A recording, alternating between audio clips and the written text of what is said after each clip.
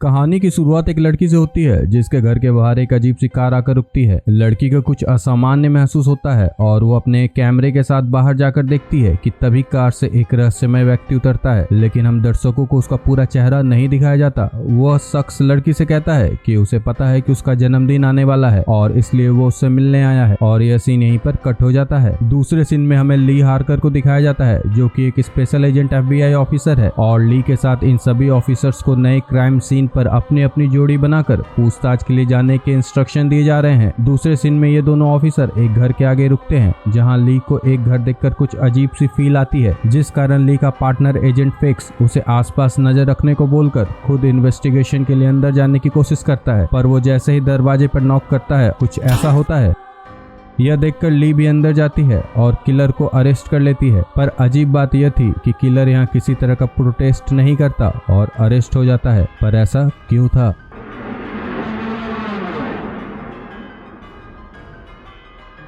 Agent ली के सामने उसके पार्टनर की मौत हुई थी, इसलिए FBI ली के मेंटल सिचुएशन की जांच करता है, पर ली मेंटली स्टेबल थी। उसके बाद हमें ली को इन दो हाई रैंक के ऑफिसर्स के साथ एक कार में दिखाया जाता है जहां वो लोग एक घर के बाहर खड़े हैं, जहां एजेंट कार्टर ली को बताता है कि इस घर में 4 लोगों की फैमिली हुआ करती थी, माँ बाप और 2 बच्चे, पर 2 महीने पहले ही इन सभी का मर्डर हो गया। उनके बाप ने ही सबको बहुत ही बेरहमी से मार डाला। तो इस पर दूसरी lady agent Browning agent Carter को बोलती है कि तब तो ये 3 मर्डर और एक सेल्फ सुसाइड हुआ। पर कार्टर बोलता है कि नहीं, यहाँ 4 लोगों का ही मर्डर हुआ है और किसी ने इनके बाप को ऐसा करने के लिए मजबूर किया होगा, क्योंकि हमें यहाँ से अजीब कोडिंग वाला एक लेटर मिला है और इस कोडिंग की हैंडराइटिंग इनके घर के किसी भी मेंबर से नहीं मिलती। इस तरह के लेटर हमें पिछले 30 सालों में 10 घरों की 10 फैमिली के मर्डर्स के वक्त मिला था और हम अभी भी इसे सुलझाने में लगे हुए हैं। और इस लेटर के अंत में एक साइन होता है जिसमें लिखा हुआ होता है लॉन्ग लेग। FBI इस केस को सुलझाने में लगी हुई है, पर अभी तक उन्हें पता नहीं चल पाया है कि इसके पीछे कौन हो सकता है और क्यों।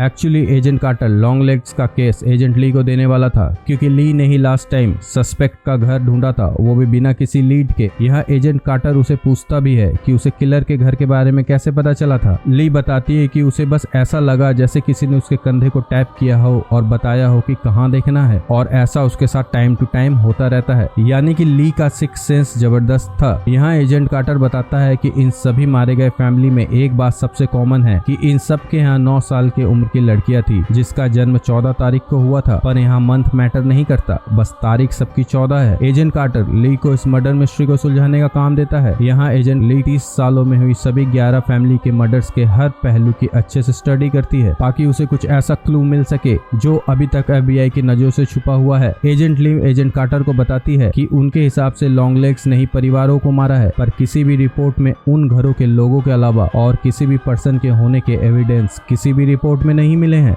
11 फैमिली में से 2 फैमिली के पिताओं ने शॉटगन का इस्तेमाल किया था जो उन्हीं के नाम पर रजिस्टर्ड थी। 8 फैमिली ने किचन नाइफ और 1 फैमिली ने बड़ा हैमर इस्तेमाल किया था। ये सभी घर के अंदर ही थे। एजेंट कार्टर को ली का काम काफी इंप्रेसिव लगता है। चूंकि यहाँ कार्टर ने बहुत ज्यादा पी ली थी, इसलिए एजेंट ली कार्टर को उनके घर ड्रॉप करने जाती है, जहाँ वो एजेंट कार्टर के वाइफ एना और बेटी रूबी से मिलती है। पर यहाँ ली को कुछ अजीब सा महसूस होता है। यहाँ रूबी एजेंट ली को अपने जल्दी आने वाले बर्थडे पर इन्वाइट करती है, जिसे ली ना चाहते हुए भी एक्सेप्ट कर लेती है।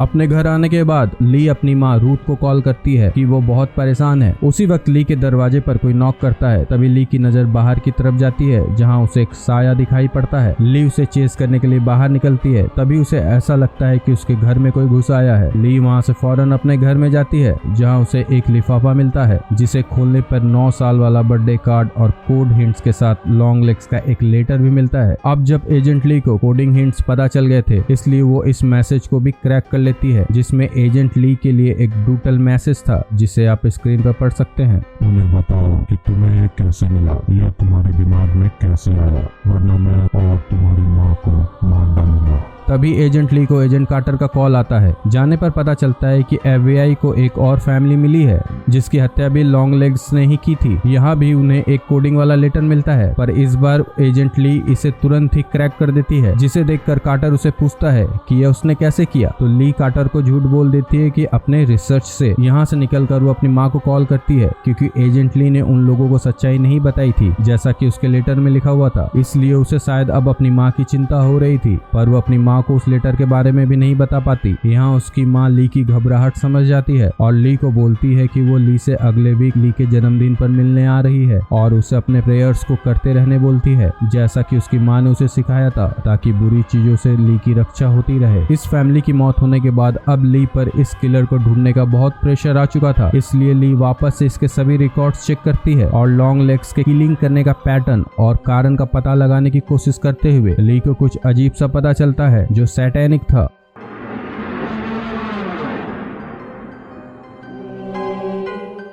एजेंट ली को पता चलता है कि लॉन्ग लेग्स के किलिंग करने का उसका खुद का एल्गोरिदम है। पहली हत्या 14 जुलाई 1966 को होती है, बाकी हत्याएं 14 तारीख के जन्मदिन के 6 दिन के भीतर होती है, या तो पहले या फिर बाद में, एक उल्टा ट्रायंगल बनाते हुए। इसी एल्गोरिदम को फॉलो करते हुए कई हत्याएं की गई थी। उसी में से एक लेटर में कैमरा फैमिली का जिक्र मिलता है, जिसके दरवाजे पर एक्स का निशान है, और उस वक्त उस एरिया में जिस फैमिली की हत्या हुई थी उसमें माता पिता और उनकी एक बेटी कैरी एन थी, पर अपने स्कूल में होने की वजह से वो बच गई थी, पर उसकी जगह एक पादरी मारा गया था जो वहां उनसे मिलने आया था। उस दिन 8 तारीख थी और 14 तारीख कैरी एन का बर्थडे था, यानी अगेन 6 दिन पहले। लॉन्ग लेग्स ने अभी तक 12 फैमिलीज को मारा है और उनके तारीख है 8, 9, 10, 11, 12, 14, 15, 16, 17, 18, 19 और 20, पर इसमें 13 तारीख को कोई भी हत्या नहीं हुई थी, जो कि काफी अजीब था क्योंकि ट्रायंगल में नंबर 13 भी था। एजेंट ली के अनुसार कैरी एन इकलौती ऐसी विक्टिम थी जो बच गई थी और हो सकता है उसने लॉन्ग लेग्स को देखा हो, पर उस हादसे के बाद कैरी एन कैटाटोनिक की शिकार हो जाती है, जिसमें इंसान एक ही जगह बैठा रहता है और उसके शरीर में कोई भी हरकत नहीं होती, और अभी वो वाटर रॉक मेंटल हॉस्पिटल में है। एजेंट ली और एजेंट कार्टर वहां से कैमरा फैमिली फार्म जाते हैं और उस हाउस को खोजते हैं जिस पर एक्स का मार्क था। उन्हें जल्दी वो हाउस मिल जाता है। वहाँ उन्हें एक अजीब सी डॉल भी मिलती है जो हूबहू इंसानों जैसी थी। वो लोग उस डॉल की जब अच्छे से जांच करते हैं तो उन्हें उस डॉल के सर के अंदर से एक लोहे का बॉल मिलता है, जिसके अंदर से अजीब सी आवाजें आ रही थी जैसे कि उसमें जान हो, पर एक्सरे करने पर वो बॉल अंदर से पूरी खाली थी। तो आखिर क्या था उस बॉल के अंदर?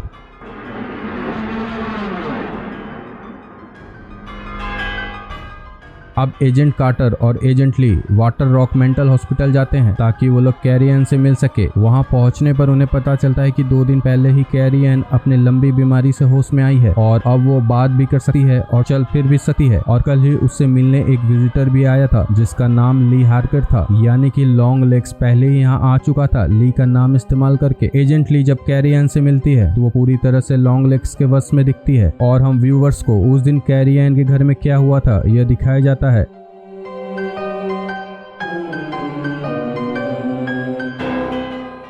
यहाँ एजेंट ली को कुछ खास पता नहीं चलता। इधर एजेंट कार्टर भी ली पर गुस्सा होता है क्योंकि उसे यह सब बहुत अजीब लगता है कि एक किलर अपने बचे हुए विक्टिम को इतने सालों बाद मिलता है और उसे जिंदा कैसे छोड़ देता है। एजेंट ली कार्टर को बताती है कि शायद कैरी किसी तरह से उस डॉल से जुड़ी हुई थी, क्योंकि जिस दिन हमें डॉल मिली कैरी भी उसी दिन बीमारी से वापस आई थी। हो सकता है यह कोई ब्लैक मैजिक हो, पर एजेंट कार्टर ली की बात मानने से इनकार कर देता है क्योंकि कार्टर को लगता है कि एजेंट ली कुछ छुपा रही है, क्योंकि यह केस ली को चुपके से हैंड ओवर हुई थी। तो लॉन्ग लेग्स को ली का नाम कैसे पता चला? यहाँ एजेंट कार्टर ली को बताता है कि उसने ली की पूरी फाइल फिर से डिटेल में पढ़ी है। यहाँ उसकी माँ ने 13 जनवरी 1974 को पुलिस को कॉल करके मदद मांगी थी और एक ट्रेसपासर की सूचना दी थी, और ये सब हुआ था एजेंट ली के 9वें जन्मदिन यानी कि 14 जनवरी 1974 से एक दिन पहले। तो हो ना हो ये ट्रेसपासर लॉन्ग लेग्स ही होगा। तो हो सकता है उसकी माँ ने लॉन्ग लेग्स को देखा हो।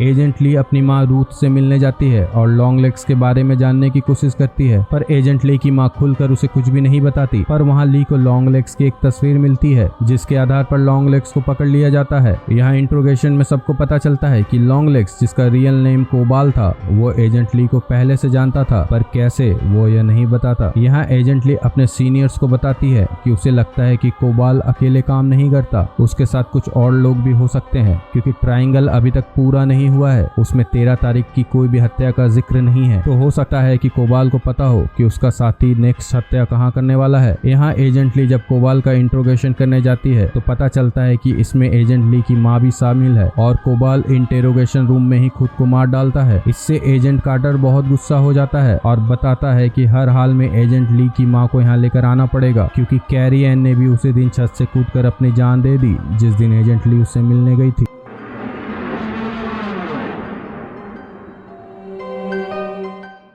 एजेंट ली एजेंट ब्राउनिंग के साथ अपनी माँ को लाने के लिए जाती है। यहाँ जब ली घर के अंदर जाती है तो उसकी माँ पीछे से आकर एजेंट ब्राउनिंग को गोली मार देती है। ये सब देखकर ली अपनी माँ के पीछे जाती है, जहाँ उसे दिखाई देता है कि उसकी माँ एक डॉल के आगे बंदूक तान कर खड़ी है। यहाँ ली अपनी माँ को बताती है कि कोबाल ने खुद को मार दिया है, अब वो भी खुद को FBI के हवाले कर दे। इस पर उसकी माँ कहती है कि अब वो आजाद हो गया है, इसका मतलब है कि तुम भी आजाद हो। इतना कहकर वो डॉल के सर को गोली से उड़ा देती है, जिससे अचानक ही एजेंट ली के सर से काला धुआं निकलता है और वैसा ही धुआं इस डॉल के सर से भी बाहर निकलता है और एजेंट ली वहीं बेहोश हो जाती है। और इसीलिए हमेशा उसे ऐसा लगता था कि कोई उसके कंधे पर टैप करता है और उसे गाइड करता है, क्योंकि उसका भी माइंड कोबाल के डॉल के अंदर कैद था। पर यह हुआ कैसे, यह हमें अब दिखाया जाता है।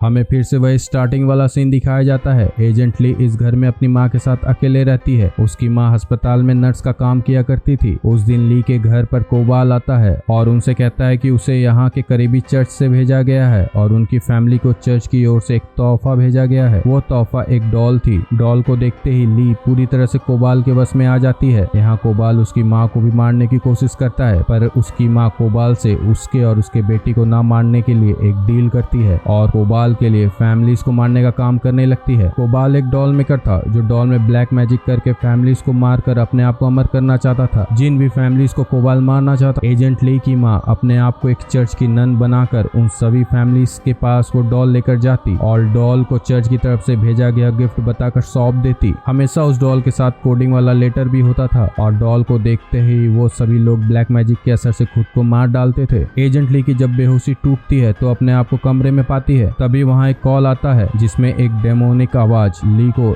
एजेंट कार्टर की बेटी के प्री बर्थडे पार्टी पर जाने को बोलता है। एजेंट ली जब वहाँ पहुँचती है तो वहाँ उसकी माँ पहले से ही नन बनकर बैठी थी और उसी के सामने एक डॉल भी था जिससे रूबी खेल रही थी। एजेंट ली कार्टर को सब कुछ बताने की कोशिश करती है, पर कार्टर और उसका पूरा परिवार अब डॉल के वश में था। कार्टर किचन में जाकर अपनी वाइफ को मार डालता है और बाहर आकर वो अपनी बेटी और ली को मारने के लिए आगे बढ़ता है, पर ली इस हमले के लिए पहले से ही तैयार थी और वो कार्टर को गोली मार देती है। इस पर ली की माँ नाइफ से रूबी को मारने के लिए आगे आती है, पर ली अपनी माँ को भी गोली मार देती है। इसके बाद एजेंट ली डॉल के सर को गोली से उड़ाकर रूबी को आजाद करने ही वाली होती है कि तभी उसके रिवॉल्वर की गोली खत्म हो जाती है। एजेंट ली डॉल को बहुत ही अजीब तरह से घूरती है और ये फिल्म यहीं खत्म हो जाती है। पर फिल्म की एंडिंग एक सवाल के साथ होता है कि क्या अब ये लोग लॉन्ग लेग्स से पूरी तरह से मुक्त हो गए हैं या यह बस एक शुरुआत है। Hail Satan.